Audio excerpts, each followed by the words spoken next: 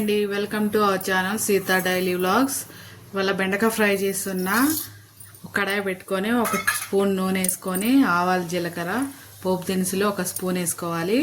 అవి వేగాక కట్ చేసుకున్న ఒక ఉల్లిపాయ 2 పచ్చిమిరకాయలు వేసుకొని ఫ్రై చేసుకోవాలి. లైట్గా ఫ్రై అయ్యాక ఒక కొంచెం కరివేపాకు కొంచెం పసుపు వేసి కలుపుకొని కట్ చేసి పెట్టుకున్న బెండకాయ ముక్కలు వేసేసుకున్నా.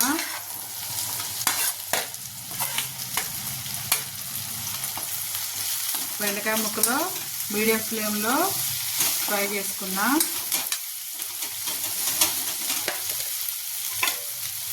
మూత పెట్టేసుకుంటే తొందరగా మగ్గిపోతాయి. ఇప్పుడు మూత తీసి ఒక హాఫ్ స్పూన్ ఉప్పు వేసుకున్నా.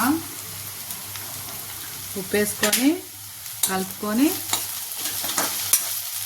ఇంకో 5 నిమిషాలు మూత పెట్టుకొని మగ్గించుకుందాం. చూద్దాం. సరే ఇలా ఫ్రై అయిపోయింది. డీప్ ఫ్రై అలాంటి హడావులు లేకుండా ఇలా ముక్కుట్లోనే చేసుకుంటే తక్కువ నూనెతో హెల్తీ బాగుంటుంది, మంచి ఆరోగ్యం కూడా.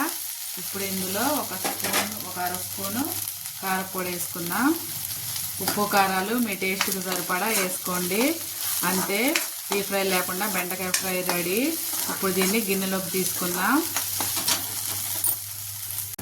సింపుల్ అండ్ టేస్టీ బెండకాయ ఫ్రై రెడీ.